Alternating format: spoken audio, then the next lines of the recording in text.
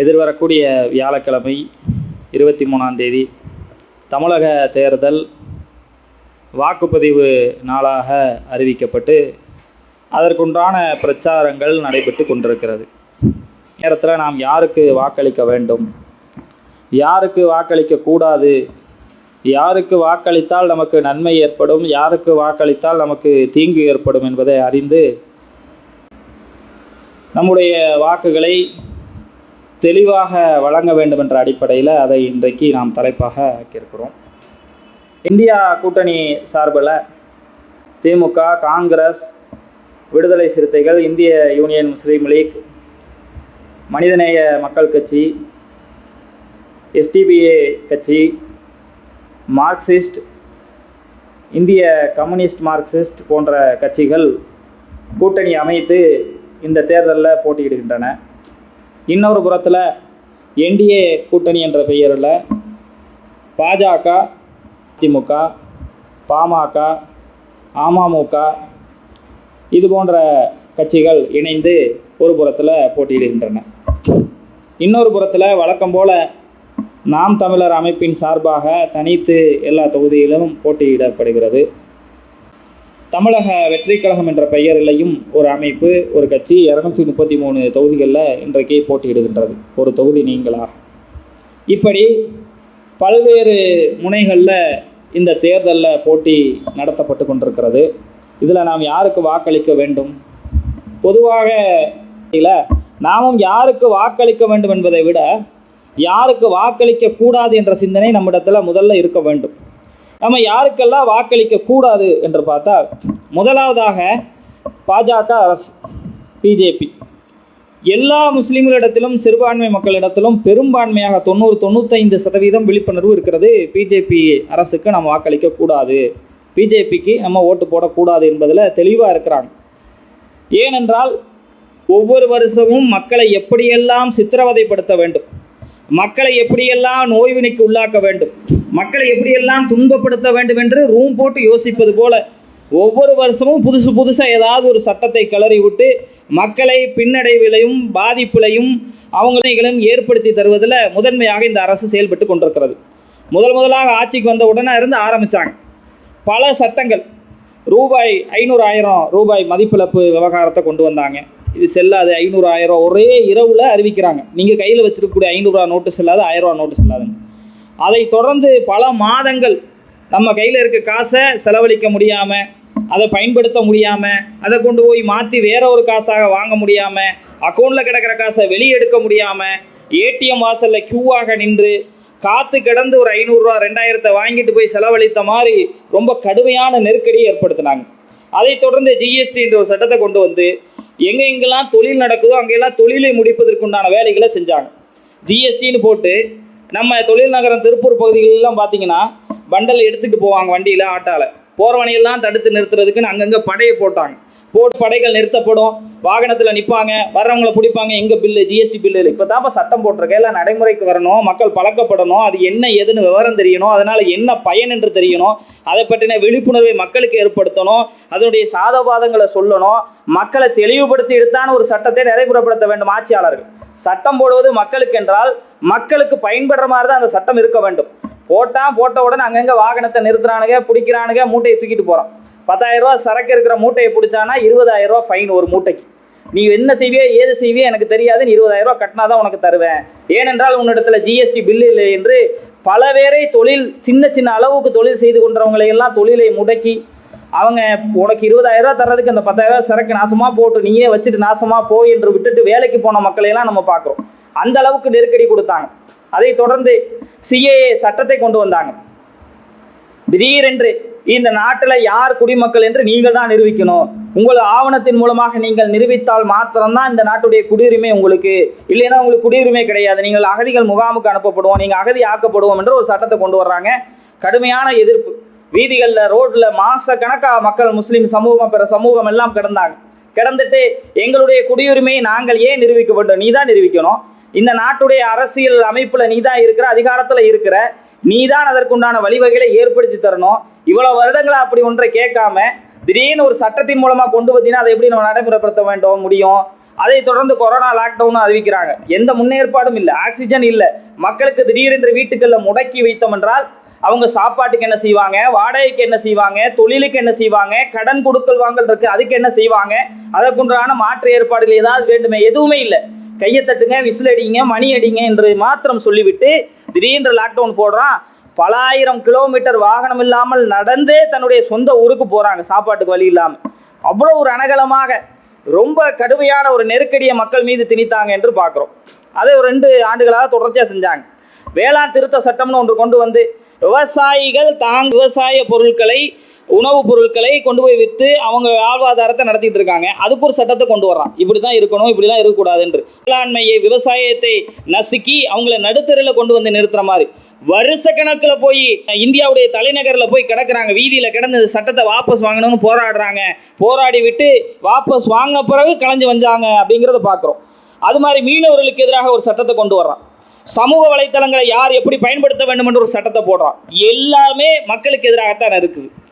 ஒரு அரசு என்றால் தான் ஆட்சிக்கு கீழே இருக்கக்கூடிய குடிமக்களுக்கு அவங்க நல்ல மாதிரி வாழ்வதற்கு உண்டான வழிவகைகளை ஏற்படுத்தி தரணும்.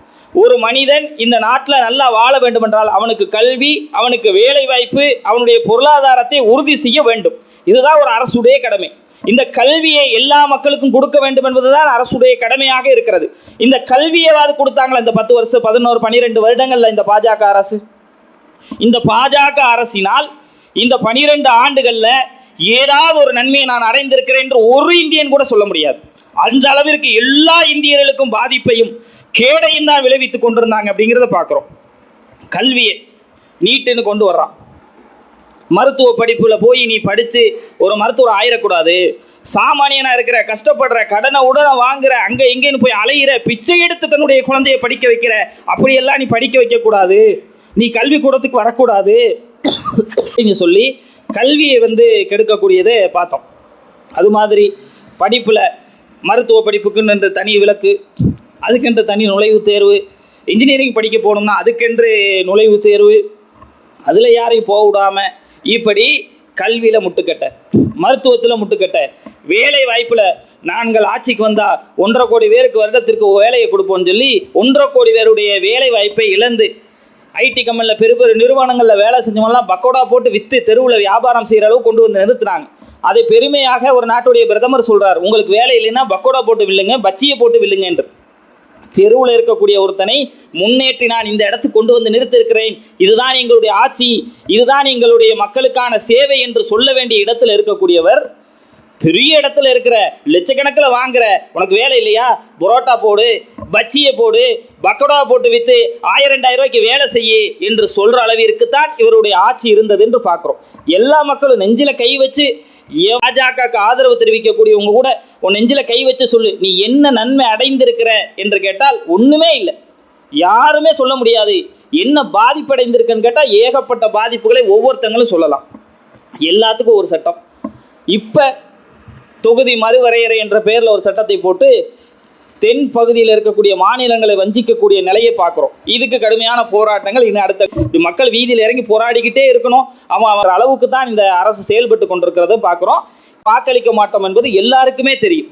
அதே நேரத்தில் இந்த பாஜக கூட்டணியில் இருக்கக்கூடிய அதிமுகவுக்கு வாக்களிக்கலாமா அப்படின்னு பார்த்தீங்கன்னா, பெரும்பான்மையான மக்கள் இல்லை பிஜேபி கூட கூட்டணியில் இருக்கிறனால நம்ம வாக்களிக்க முடியாது, கூடாதுங்கிற மனநிலையில் இருப்போம். ஆனால் சிலரும் என்ன நிலையில் இருக்கிறாங்க என்றால், ஏடிஎம்கேக்கு ஓட்டு போட்டால் என்ன, அவங்க தனியாக தானே இருக்கிறாங்க என்ற நிலையில் இருக்கிறோம்.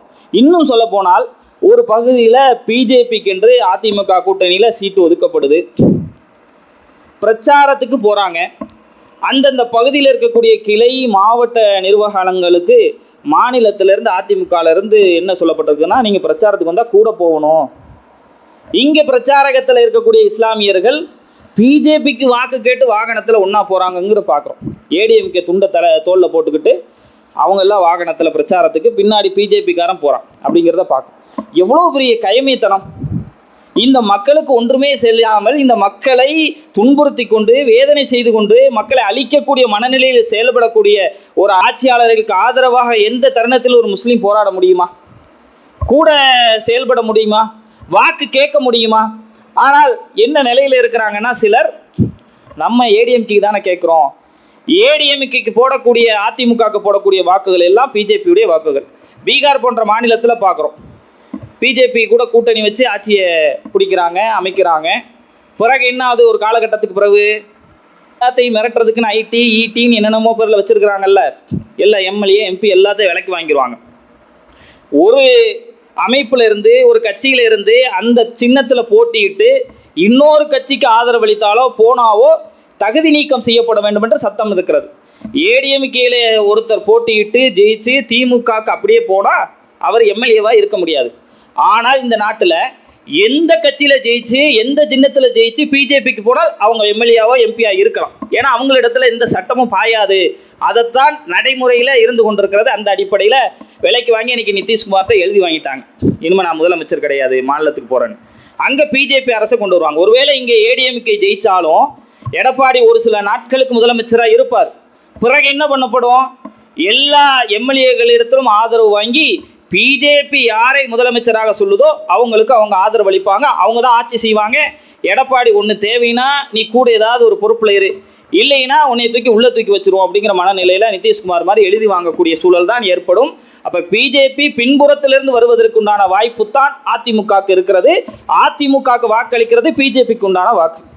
அது மாதிரி அதிமுக கூட்டணியில் இருக்கக்கூடிய பாமக இன்னும் பிற கட்சிகள் யாருக்கு வாக்களித்தாலும் அதுவும் பாஜகவுக்கு அளிக்கக்கூடிய வாக்கு தான். அப்போ நம்ம அதுக்கு போடக்கூடாது. அதே மாதிரி இன்றைக்கு பார்த்தீங்கன்னா தமிழக வெற்றி கழகம் என்ற பெயரில் ஒரு கட்சியை துவங்கி ஒரு சினிமா நடிகர் ஜோசப் விஜய் என்ற பெயரில் அவர் ஒரு கட்சியை ஆரம்பித்து இன்றைக்கு பிரச்சாரம் பண்ணி கொண்டிருக்கிறார். நிறைய இஸ்லாமிய சமூகத்திலும் இன்னும் பிற சமூகத்திலும் முதல் தலைமுறை வாக்காளர்கள் ஒரு 18லேருந்து 25 வயசுடைய வாக்காளர்கள் எல்லாம் நாங்கள் விஜய்க்கு தான் போடுவோம், டிவிகேக்கு தான் போடுவோன்ற மனநிலையில் இருக்கிறாங்க. பெற்றவங்களும் கண்டுக்காமல் இருக்கக்கூடிய ஒரு சூழலை பார்க்குறோம். இன்னும் சொல்ல போனால் ஒரு 15 பையனிடத்தில் பேசி கொண்டிருக்கிறேன். அவன் சொல்கிறான், எனக்கு ஓட்டு இருந்தால் நான் டிவிகேக்கு தான் போடுவேன், அடுத்த முறை எனக்கு ஓட்டு வரும்போது நான் டிவிகேக்கு போடுவேன். 15 வயசு பையனுக்கு என்ன நாலேஜ் இருக்குது, என்ன தெரிய போகுது? அவனுக்கு இருக்கக்கூடிய ஒரு மாசு, சினிமா, டிவி, செல்ஃபோனில் கிடைக்கக்கூடிய அந்த ரசிகருக்கு பின்னாடி செல்லக்கூடிய ஒரு மனநிலை, அதை வைத்து கொண்டு அவன் சொல்கிறான், நான் ஓட்டு போடுறதா இருந்துச்சுன்னா நான் டிவிகேக்கு தான் போடுவேன். டிவிகே உனக்கு என்னப்பா செஞ்சது? நான் ஒரு பட்டியல் போட்டேன்ல, கடந்த காலத்தில் நிறைய இருக்கிறது. 2014 தொடர்ச்சியாக பாஜக அரசு வந்ததுலேருந்து வருஷம் எப்பெல்லாம் நாடாளுமன்றம் கூடுதோ அப்போல்லாம் ஏதாவது ஒரு விவகாரத்தை கிளப்பி விடுவாங்க, ஏதாவது ஒரு பிரச்சனையை கிளப்புவாங்க, ஏதாவது மக்கள் விரோத சட்டத்தை போடுவாங்க, அல்லது அவங்க ஏதாவது ஊழல் செய்திருப்பாங்க, பிரச்சனை செய்திருப்பாங்க, அதுக்கு எதிராக மக்கள் அங்கே கொந்தளித்து கொண்டு இப்படி தான் நடந்துக்கிட்டு இருக்குது. எவ்வளோ ஊழல்கள்! மேரா பிஎம் சோர்ஹே அப்படின்னு பாராளுமன்றத்தில் பேசப்பட்டது. எங்களுடைய பிரதமர் ஒரு திருடன் அப்படின்னே பேசப்பட்டது. ரபேல் விமான ஊழலில் 4.25 லட்சம் கோடி ரூபா ஊழல் நடந்திருக்கிறது அப்படின்னு ஆவணத்தை கொண்டு வந்து வைத்து எங்கள் பிரதமர் ஒரு திருடன் என்ற பிரச்சாரம் நாடாளுமன்றத்தில் பேசப்படுது. பெரிய ட்ரெண்டிங் ஆச்சு, காலப்போக்கில் மறைக்கப்பட்டுருச்சு. இந்த மாதிரி மக்கள் விரோத சட்டங்கள் ஒரு புறத்தில், இன்னொரு புறத்தில் பாஜகவுடைய ஊழல்கள் ஒரு புறத்தில். இப்போ இந்த எஃப்டீன் ஃபைல் விவகாரம் வெளியே வருது.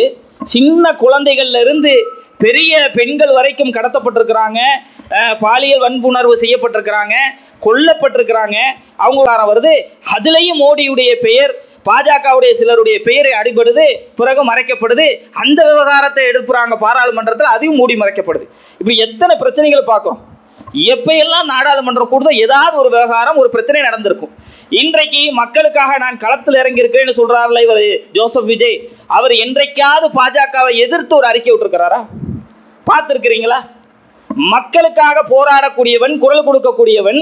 விவசாயிகள் 1.5 வருஷமா போய் வீதிகளில் படுத்து கிடந்து இந்த சட்டத்தை வாபஸ் வாங்கணும், நாங்கள் விவசாயமே பண்ண முடியாது, அழித்து விடுவார்கள் என்று களத்தில் கிடந்து வீதியில் கிடந்து புரண்டாங்களே, போய் நேரில் போய் சந்தித்தாரா?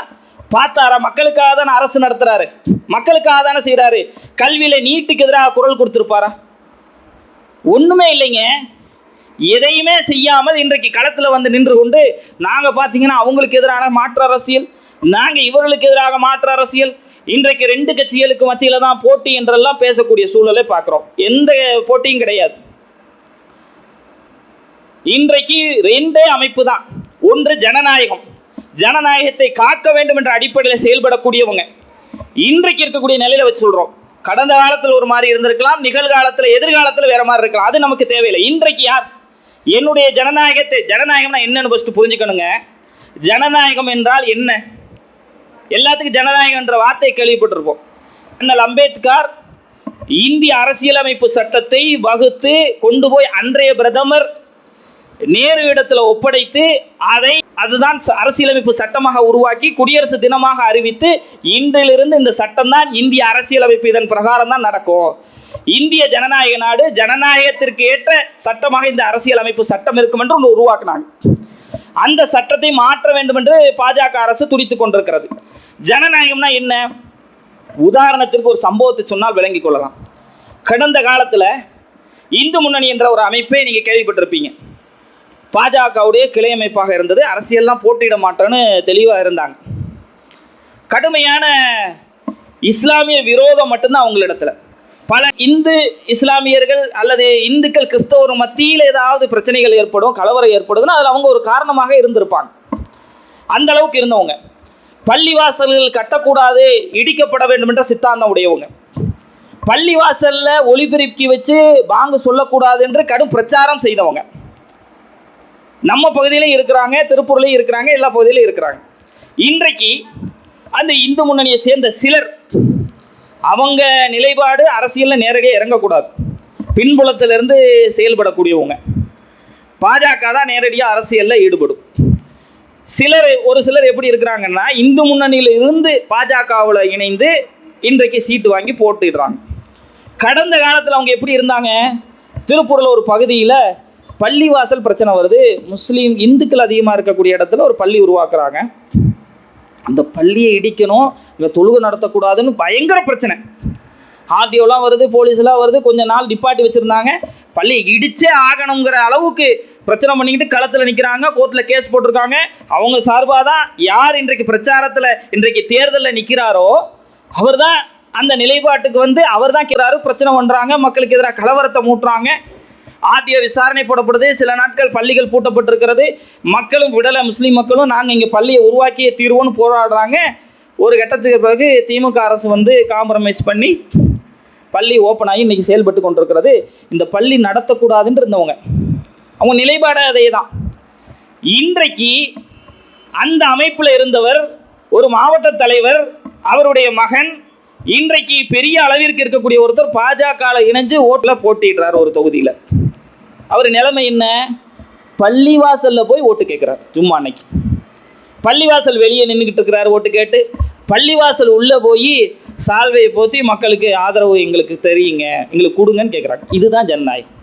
எவன் பள்ளியை இடிக்க வேண்டும், பள்ளி கட்டக்கூடாது, இங்கே பாங்கு ஒழிக்கக்கூடாது, இங்கே தொழக்கூடாது என்று சொன்னானோ அவன் அந்த பள்ளிக்கு மக்களிடத்தில் கெஞ்சி எனக்கு ஓட்டு போட வேண்டும் என்ற நிலை உருவாக்கி வைத்திருக்காங்க பாருங்க. இதுதான் ஜனநாயகம். இந்த ஜனநாயகத்தை அழிக்க வேண்டும், சர்வாதிகாரத்தை கொண்டு வர வேண்டும். ரெண்டே குறிப்பு தாங்க. ஒன்று, ஜனநாயகத்தை பாதுகாக்க வேண்டும், ஜனநாயக வழியில் இந்த மக்கள் ஆட்சி செய்ய வேண்டும். இன்னொன்று சர்வாதிகாரம். ஏன் சர்வாதிக்கு போறான்? அவன் ஜெயிக்கணும்னா யாரை எதிர்த்தானோ, எது கூடாது என்று சொன்னானோ அங்கே போய் நிற்க வேண்டிய நிலை வந்துருச்சு. பார்த்தீங்களா? இணையத்தில் வைரல் ஆகுது. எப்படி பள்ளிவாசலுக்குள்ள இவரை அனுமதிக்கலாம், இவர் எப்படி கேட்கலாம், நீ எப்படி பொன்னாடை போத்துற, அது ஒரு புறத்தில் வச்சுக்கிடுங்க அந்த சர்ச்சையை. அவன் பள்ளியில் நிற்கிற நிலைமை எப்படி உருவானுச்சு? அதுதான் இந்திய அரசியலமைப்பு சட்டம், அதுதான் ஜனநாயகம். இந்த ஜனநாயகத்தை அழிக்க வேண்டும் என்பதில் தான் குறிக்கோளாக பாஜகவும் அதனுடைய கூட்டணி அமைப்புகளும் இருக்கிறது. இந்த பாஜகவை ஜெயிக்க வைக்கணும், அவங்களை ஒத்துழைக்க வேண்டும், அவங்க எல்லா மாநிலத்திலும் ஆட்சிக்கு கொண்டு வர வேண்டும் என்பதற்காக யார் மிக பிரபலமாக இருக்கிறாங்களோ அவங்கள ஒரு கட்சியை ஆரம்பிக்க சொல்றோம். பின்புலத்திலிருந்து இயக்குறாங்க. அவங்களால முடிஞ்ச அளவுக்கு வாக்குகளை பிரிக்கிறாங்க. அந்த வாக்குகளை பிரித்து ஏதாவது வழியில பாஜக உள்ள வருது.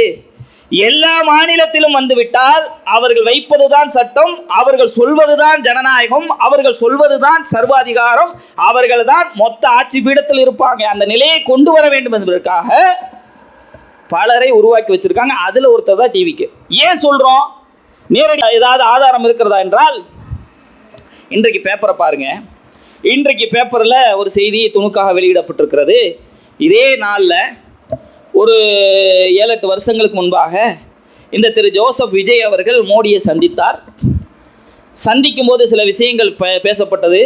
மோடி கட்டிப்பிடிச்சு முத்தம் கொடுத்தார். அதற்கு பிறகு அதிலிருந்து இன்றைக்கு வரைக்கும் எந்த மக்கள் விரோத சட்டத்தை எதிர்த்தும் பிஜேபியை எதிர்த்தும் மோடிக்கு எதிராகவும் விஜய் எந்த கருத்தும் சொல்லவில்லை. எது உட்பட தன்னுடைய படத்தை ரிலீஸ் செய்யக்கூடாது என்று சென்சார் போர்டு மூலமாக அழுத்தம் தரப்படுது. கடும் பிரச்சனை, கோர்ட் வரைக்கும் போறாங்க. முதல் முறையாக இந்திய வரலாற்றில் சென்சார் போர்டு கோர்ட்டுக்கு போய் நிற்கிற வரலாற்றை பார்க்குறோம். எவ்வளவு நடக்குதுங்க. ஒரு கருத்து சொல்லணும்ல. சென்சார் போர்டு ஏன் இப்படி செய்யுது, பாஜக ஏன் இப்படி செய்யுது, 450 கோடி ரூபாய் இன்வெஸ்ட் பண்ணியிருக்கோம் சொல்லலை. படம் இணையதளத்தில் வெளியிடப்படுது, அதை பற்றி கருத்து சொல்லலை. எத்தனையோ மக்கள் விரோத சட்டங்கள் போடும், எதையுமே சொல்லலை. ஏனென்றால் தன்னுடைய எஜமானனுக்கு எதிராக ஒருபோதும் சொல்ல மாட்டேன் என்ற நிலைப்பாடு. அப்போ அவருக்கு போடக்கூடிய வாக்கு, அவர் ஜெயிச்சு வர்றாரு, ஆட்சி அமைக்கிறாருன்னா கூட ஒரு லாஜிக்கில் சொல்லலாம், அதான் ஜெயிச்சிருவார்ல பார்த்துக்கலாம் அப்படின்னு. எங்கேயும் ஜெயிக்க போகிறதில்ல.